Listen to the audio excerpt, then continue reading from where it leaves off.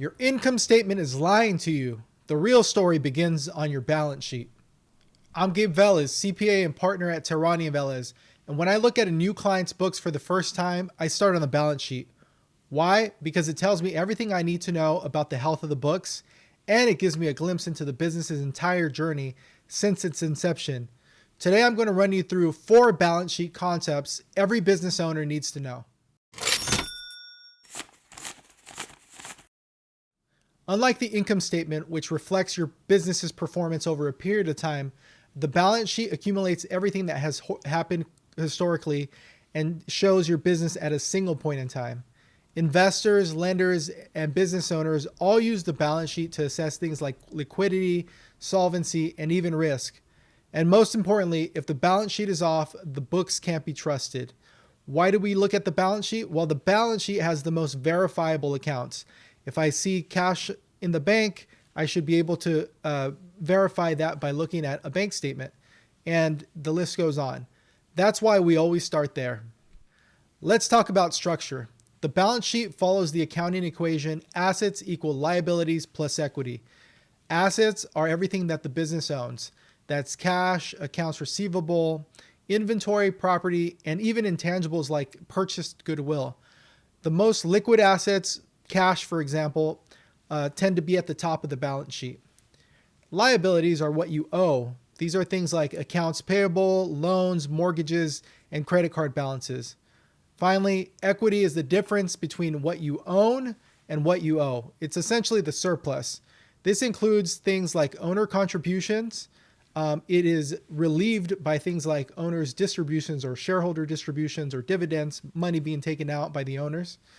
And it has retained earnings, which is basically the historical net income closed out into the balance sheet. At all times, the balance sheet must stay in balance. Debits must equal credits, and assets must equal liabilities plus equity.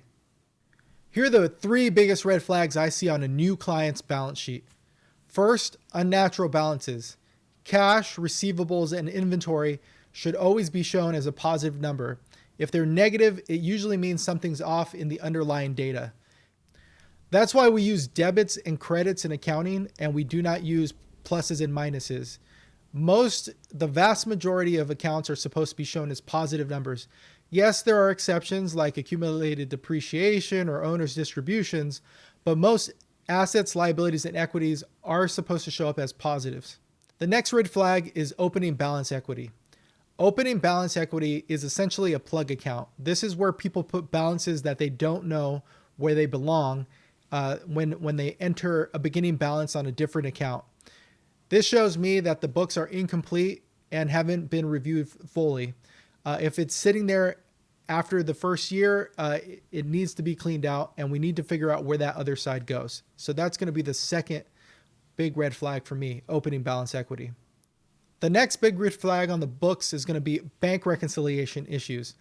The bank balance on your books may differ slightly from your statement due to timing differences. That's normal. But if a check from last year hasn't cleared, that's a red flag. These stale transactions often need to be reversed. So what are some best practices when reviewing the financial statements? Always start with the balance sheet. It's the most reliable place to assess accuracy. Next, cross-check cash balances, loan statements, and other key accounts with external documents. And when in doubt, check supporting amortization schedules and statements to give context to numbers. In summary, if the balance sheet is wrong, the rest of the books are probably wrong too. Start there, verify everything, and work your way through the rest of the financials from a solid foundation. Thank you for your time today. If you need help with your accounting, please reach out to us at www.tnvllp.com/accounting. That's www.tandvllp.com/accounting.